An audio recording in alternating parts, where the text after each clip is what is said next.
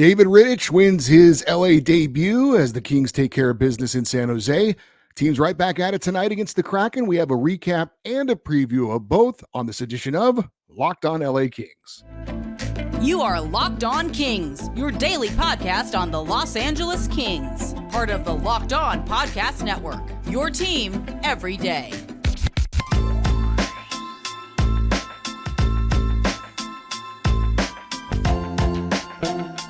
Hey, Kings fans, welcome to Locked On LA Kings, part of the Locked On Podcast Network, your team every day. Thanks for making Locked On LA Kings your first listen every day. We are free and available wherever you get your podcasts. We'd love for you to leave us a positive comment on Apple Podcasts if you're a fan of the show.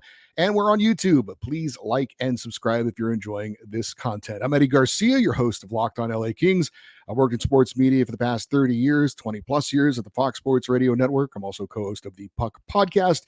It's a weekly NHL review show that's been putting out content for the past 17 years and a passionate LA Kings fan for over 30 years. Today's episode is brought to you by FanDuel. Make every moment more. Right now, new customers get $150 in bonus bets with any winning $5 moneyline bet.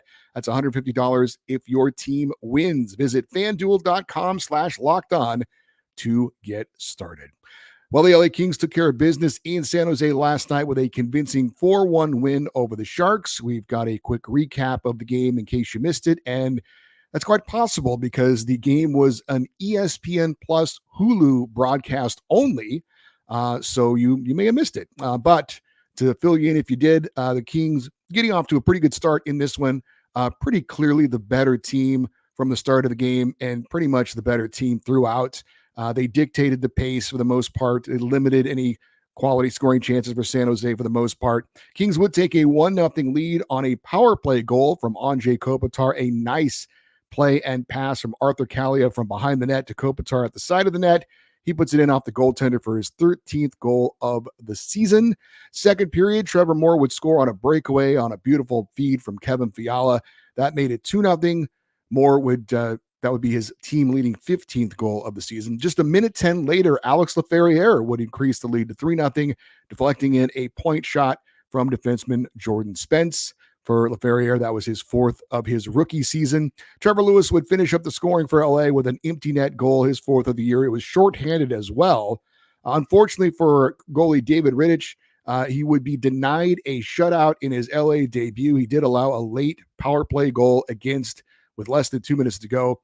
But all in all, a very convincing win for LA.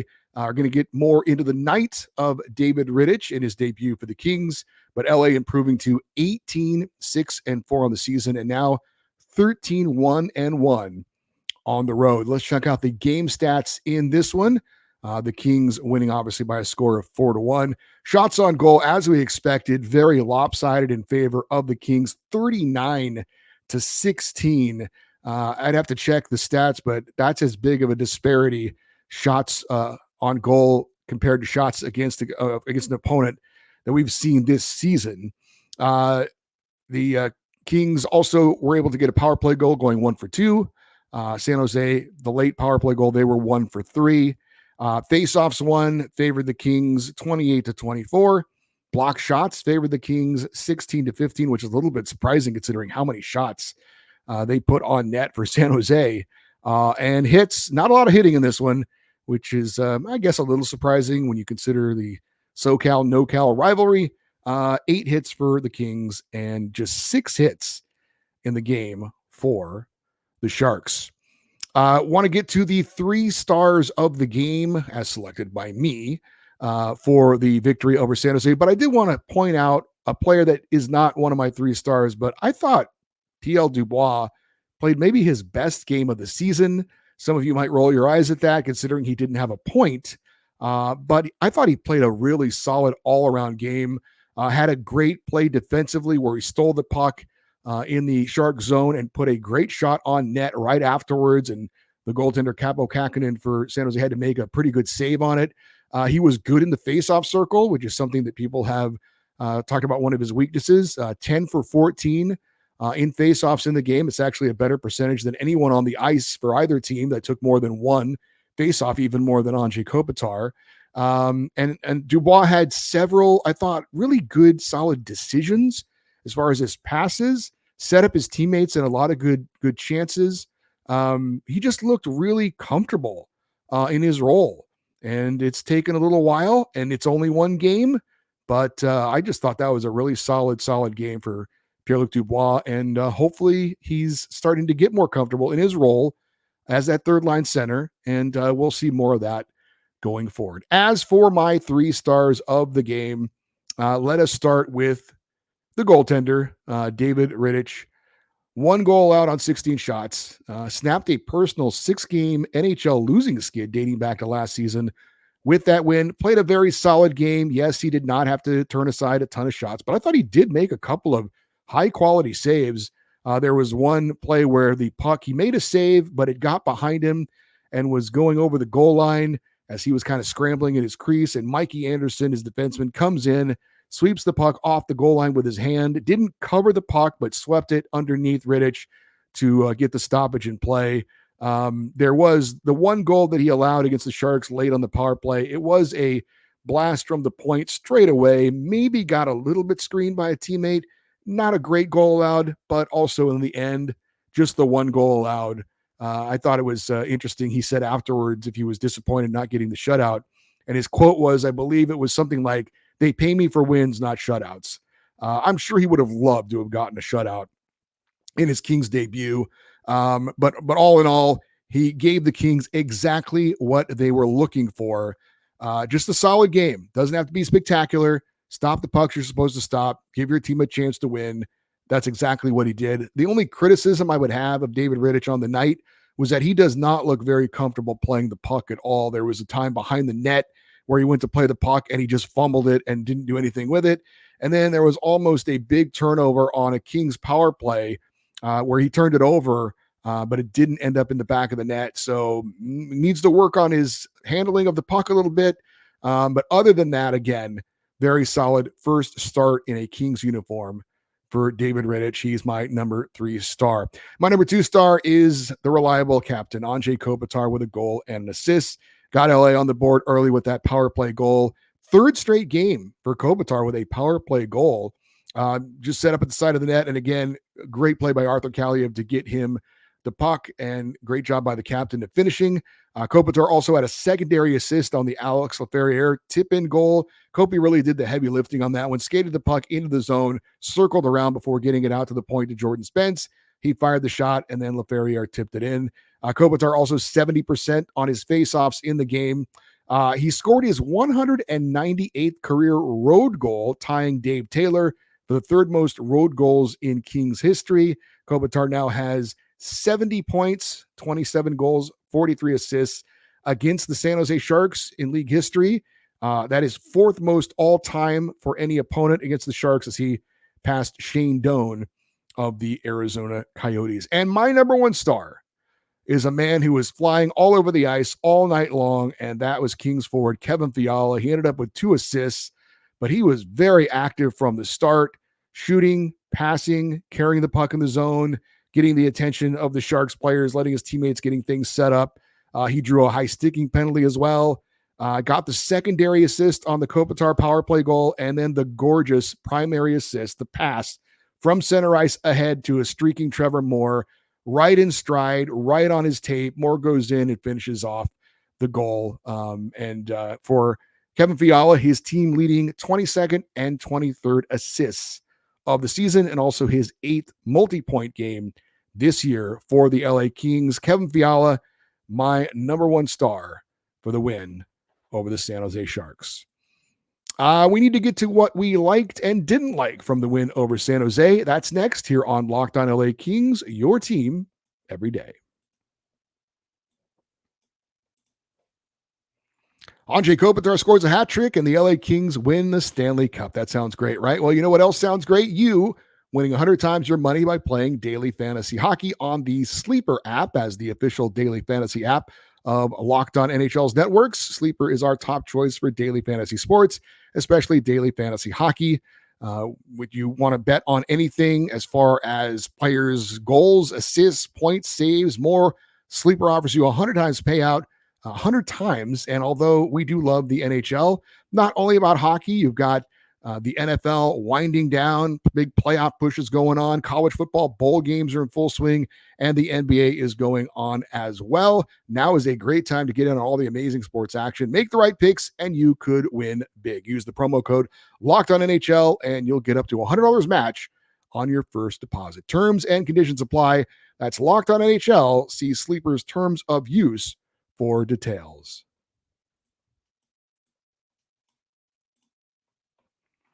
Locked On has launched the first ever national sports 24/7 streaming channel on YouTube. Locked On Sports Today is here for you 24/7, covering the top sports stories of the day with local experts on Locked On, plus our national shows covering every league.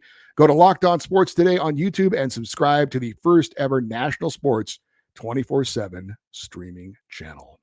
As we do after every Kings game, we talk about what we liked and what we didn't like. We'll start with what we didn't like.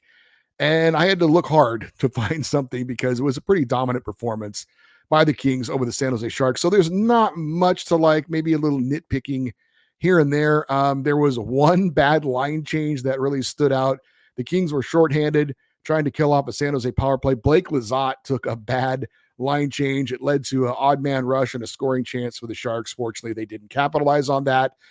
There was also a shorthanded chance in the third period while the Kings were on a power play. It seems like the Kings are good for one of these every game.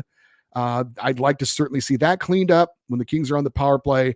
They seem to always give up one decent scoring chance per game, maybe more. But in the end, those mistakes did not add up to any goals against. As far as what we liked for the LA Kings, a lot. Starting off 2-0 on this stretch of 7 straight games against fellow Pacific Division rivals. Certainly something we like. Keeping it rolling on the road. 13-1-1, as I mentioned, now away from home. It's obviously the best road record in the NHL and also some NHL history. It is the best road record for any team in the history of the league through the first 15 games of an NHL season. Kings are now 9-0-1 against teams that were not holding a playoff spot in the standings, at least going into last night's action.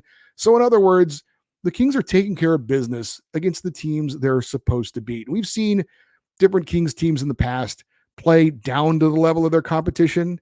Hopefully this is obviously something that continues tonight against the Seattle Kraken. We'll talk more on that matchup a little bit later. But the point is also, and I've mentioned this before, the Kings are playing up to their standard of hockey, regardless of who the opponent is. Now, it's human nature when they get into some big games later on against teams like Vegas, Edmonton, obviously with the playoff history. Vancouver's having a great year this year. Yeah, they're going to be probably more up for those games. That's just natural because they know the opponent is at a high level. But again, going against some of these other teams, these teams that are probably not going to be in a playoff spot, these teams that are winnable games for the Kings, they have done a very good job taking care of business. We mentioned it in the preview for the Sharks game. There have been a couple of close calls, but for the most part, we've seen them do against teams that are not going to make the playoffs what they did last night against San Jose, and that's dominate 3 periods of hockey and get a convincing win. And I think that's encouraging because again, you want it to be about the Kings level of play, not who they're playing. And I think the Kings have done a really good job with that. The balanced scoring continues. Now, we didn't necessarily get a goal from each of the 4 lines, but we did get a goal from a player that is on each of the 4 lines. So great to see. I thought the 4th line, the Lizotte line, stood out in the first period, kind of helped to set the tone. I thought second period, Fiala and the Dano line kind of took over at times. And then in the third period, it's what you want to see from your team, rolling the 4 lines, wearing down the opponent, and in the end, skating off with the victory. Special teams, they won the special teams battle. They did get the shorthanded goal. It was the empty net goal, but still shorthanded. And also the Kings getting a power play goal as well. We'll talk more about that Kings power play, which looks like it's starting to get maybe a little bit on track here in just a moment. As far as maybe some individuals, obviously we talked about the 3 stars. Good to see Trevor Moore continuing to score beautiful, highly skilled goals. He is turning into another Adrian Kempe at this point, which is not something a lot of us expected, but we are loving to see. Mentioned it before, he's on pace to blow away his career totals. And again, it's not a fluke. with Trevor Moore. He's scoring highly skilled, beautiful, high-level goals. And we saw another one in that breakaway goal, top shelf, against San Jose. I want to mention Jordan Spence. We haven't talked too much about him, but had a assist in the win over San Jose. And, coming into the season, when you looked at Jordan Spence trying to make the squad, we talked about him being an offensive defenseman and filling the shoes to some extent of Sean Durzi, quarterbacking that second power play unit. And he has not put up Durzi-like offensive numbers. But the thing he was not known for, I think, is the thing that he has excelled at this year. And I think he's doing exactly what Todd McClellan has asked him to do, and that is put an emphasis on his defensive game. And Jordan Spence has been really strong defensively. I know there were some people were concerned about his size, that he wasn't going to be able to hold up winning physical battles behind the net, things like that. I have not noticed that one bit this year. He gets it done in other ways. He gets it done with his positioning. He gets it done with winning races to the puck, things like that. And I would say Jordan Spence deserves a lot of credit for what he's done defensively. Now, I am surprised that he has not scored a goal this year. I didn't see that coming. Hopefully that will come as the season goes along. But he does have 10 assists, and that is sixth on the team in assists, so not bad there. But I thought Jordan Spence needed to talk about just what he's done for the Kings this season, kind of maybe taking, a little bit of a backseat to what he does, what his strong suit is, because of what he's been called on to do. When you've got a third pairing defensively, you're not really calling on them to make a big contribution offensively. You want them to just get out there and basically not give up any goals against. Just play solid, smart hockey and get off the ice, let the other guys maybe do some of the scoring. And I think that's exactly what Jordan Spence and Andreas Englund have done very, very well. They're just a very reliable, solid third pairing. And again, hopefully more offense from Jordan Spence as it goes along, but it was good to see him get another assist in that game against San Jose. All right, the Kings are right back at it tonight, taking on the Seattle Kraken. We are going to talk about that matchup, which we saw recently. Hopefully we'll get the same results here on Locked On LA Kings, your team every day. Hey, step into the action this NFL season with FanDuel, America's number one sportsbook. Right now, new customers get $200 in bonus bets guaranteed when you place a $5 bet. That's $200 in bonus bets, win or lose. If you've been thinking of joining FanDuel, there is no better time to get in on the action than now. The app is easy to use. There's a wide range of betting options where you can bet on the point spreads, player props, over-unders, and more. Obviously, we love to bet on the NFL, but it's about the NHL as well, and you can certainly do that on FanDuel. Our LA Kings are favored to win tonight against the Seattle Kraken by 1.5 goals. The over-under for the game is 6.5. Want to place a bet on the Kings to win? Think the game will have more or less than 6.5 goals? Just visit FanDuel.com/lockedon and bet all season long on the NHL and the NFL as well. FanDuel, official partner of the NFL.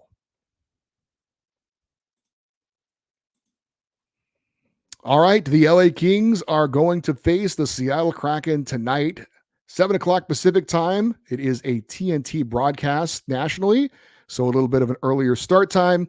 You can catch every moment, though, of the hometown broadcast of your LA Kings with SiriusXM on the SXM app. Just search for LA Kings. Kings, again, taking on the Seattle Kraken for the first time at home this season. And hard to imagine these two teams matched up last year and played a 9-8 overtime game, one of the wildest games I have ever seen with my own eyes. And I can't imagine that score, considering what we've seen, frankly, from both teams this season. The Kings giving up 9 goals in a game seems just completely absurd at this point, because the Kings, your LA Kings, have allowed the fewest total goals in the NHL this season. 68 goals allowed so far this year for the LA Kings. That is better than Boston, who's allowed 77 goals, better than Winnipeg, who's allowed 79 goals. Now, to be fair to those teams, the Kings have played 2 fewer games than both those teams, but still, if the Kings aren't the best defensive team in the NHL, they are certainly right there with the best of the best when it comes to playing defense. And that is part of the reason why I don't think or I didn't think it was imperative for the Kings to go out and look for another goalie at this point with the injury to Phoenix Copley. We talked about this a bit on the Tuesday show, but that defense is going to be there regardless of who's in net. Even with Vladislav Gavrikov out of the lineup. And by the way, update on him coming up in a moment. But it's rare you see team defense go in a slump. Maybe a goaltender you could see going in a slump, but team defense, that's a pretty big constant. And it has been for the LA Kings all season long. Back to the Kraken. They scored those 9 goals against the Kings. They're an offensively challenged team this year. They're a far cry from the team that scored 9 goals a season ago. They're struggling to score goals. And so, again, just crazy from both sides of it, from the Kraken offense and the Kings defensive side, that they played a 9-8 game last November. But, the Kraken are not there offensively, and we saw that last Saturday when the Kings got the victory over them. So, again, looking for the Kings to get off to a good start tonight. I just wanted to mention the lineup for the LA Kings. It is going to be no surprise and no big change as far as what the lineup's going to be tonight. Obviously, things are working for the LA Kings right now as they've won 2 in a row, but it's the same set of forwards we've seen now for the last handful of games. Again, Arthur Kaliyev on that third line, the Dubois line, and Carl Grundstrom on the fourth line, the Lizotte line. And the defensive pairs are the same. Still wondering when we'll see Tobias Bjornfoot in the defensive lineup. But Todd McClellan has shown, as we've seen a bit with Alex Laferriere, that if you're doing a good enough job, he's not going to really change things up. Some might think that Samuel Flagimo would be a guy who's tearing it up in the AHL. Maybe get him in here, get a look at him, give him a chance to see what he can do. But that hasn't been the case so far. And the same thing goes for Jacob Moverar, playing on that second pairing with Matt Roy. He's done a very respectable job. Nothing flashy, but steady in for the injured Vladislav Gavrikov. And so no Tobias Bjornfoot again, sticking with Jacob Moverar for, I believe, the 3rd or 4th straight game playing in that defensive role. Now, the Kings are back home tonight, and that is something certainly that is concerning, I guess, for the Kings. We know about the road record, but the home record for the Kings, 5-5-3 on home ice. And Tom McClellan was asked about it again after the game against San Jose. And he had this quote I thought I'd share with you guys. He said, we hand off good shifts, talking about home, the difference between road and home. Hand off good shifts on the road. Sometimes when we're at home, we play in pieces. We extend things. We get a little too cute. So we've got to take this road game and put it in play on home ice. So hopefully we will see that tonight for the LA Kings as they take on the San Jose Sharks. And it is a back-to-back situation. 5th time this season the Kings have played on back-to-back nights. The Kings are 5-1-3 in those back-to-back contests, 4-0-1 in the first game, 1-1-2 in the second of the back-to-back games. As far as playing a game on the road and then playing a game at home the very next night, this is the 3rd time that the Kings have done that. Or excuse me, the 4th time. Tonight will be the 4th time. They've done it 3 times previous. They played on October 28th and 29th. They beat Arizona on the road, then came back home and lost to Vegas in a shootout. November 8th and 9th, they played on the road against Vegas, won that game, then came right back home the next night and lost to Pittsburgh. And then in the last time that they did this, November 24th and 25th, beat Anaheim on the road, then came back home the next night and beat Montreal. So that's how the Kings have fared so far as it goes with the back-to-back nights, 1 road and then 1 home game. As far as the keys to victory for the game tonight for the LA Kings, I think number 1 is play a connected game. You hear Jim Fox talk about this all the time on the broadcasts, but it goes back to what Todd McClellan said in that quote that we just read. It's about getting good line changes. It's about having that same kind of pace that they have on the road, where it seems like they're just more connected as a team. So as Todd McClellan said, carry that road mentality into the home game. Obviously get off to a strong start, get the lead. This is an offensively challenged Seattle team, just like it was with San Jose the night before. If you get a 2-goal lead on this team, they're going to probably fold their tent. But if you let them stick around like they did in the game in Seattle this past Saturday, then you're going to have a contest. And as we saw, the Kings had to eke out that shootout win. And number 3, stay hot on the power play. The Kings power play is still 16th in the league as far as power play percentage at 21.6%. But the Kings do have a power play goal in 6 straight games. So at least the percentage may not be there, but at least for the LA Kings, they are starting to get some scoring from that power play. I want to, before we close it out, I want to correct something I said on Tuesday's show. And this was according to the ESPN broadcasters last night. They reported that Kings defenseman Vladislav Gavrikov is in fact back skating, and that there is some talk of him returning after the Christmas holiday from that knee injury. So some very good news. I had not heard that he was back skating on the ice. Apparently he's not back practicing with the team, but still great news to know at least he is on the ice skating, testing out that knee. Apparently it's feeling pretty good. And so we would expect him to get into some team practices here in the near future and then back on the ice, hopefully in the next week or so. So that is very encouraging news about Kings defenseman Vladislav Gavrikov. For you everydayers, those of you that listen and watch Locked On LA Kings every day, obviously coming up on our Thursday show, a full recap and analysis of tonight's game against the Kraken. And then, of course, on our Friday show, we always have our Kings fan feedback episode.